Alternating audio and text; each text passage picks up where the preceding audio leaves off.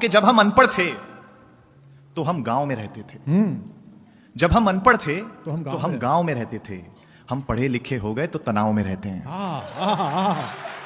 अच्छा है। जब हम अनपढ़ थे तो हम गांव में तो रहते अंधेरे में रहते थे। बिजली नहीं होती थी उस वक्त, महसूस करेगा अगली पंक्ति पर। जब हम अनपढ़ थे तो अंधेरे में रहते थे। हम पढ़े लिखे हो गए तो लोगों को अंधेरे में रखने लग गए। जब हम अनपढ़ थे तो अपनों के लिए जीते थे, परिवार ही सब कुछ होता था। जब हम अनपढ़ थे तो अपनों के लिए जीते थे।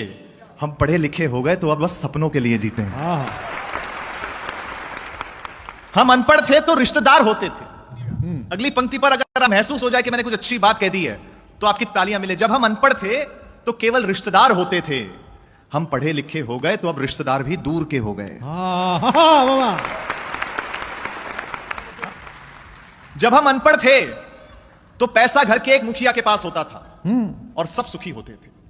हम पढ़े लिखे हो गए तो आज पैसा सबके पास है लेकिन सुखी। जब हम अनपढ़ थे तो परिवार ही बैंक बैलेंस हुआ करता था। हम पढ़े लिखे हो गए तो बैंक बैलेंस के चक्कर में परिवार का बैलेंस ही खो गया। अच्छा है। देखिए, अनपढ़ों ने हमें दिया बहुत कुछ है, लिया कुछ भी नहीं है। आपका ध्यान चाहता हूं, अनपढ़ों ने हमें दिया बहुत कुछ है, लिया कुछ भी नहीं है। हम वो आखिरी पीढ़ी हैं साहब जिनकी माओ का सोशल मीडिया पे अकाउंट ही नहीं है। कितनी अच्छी बात है।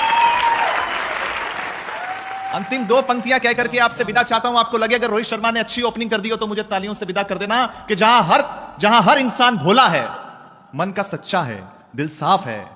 जहां हर इंसान भोला है, मन का सच्चा है, ऐ शहर तुझसे तो मेरे अनपढ़ों का गांव ही अच्छा है। बहुत बहुत धन्यवाद।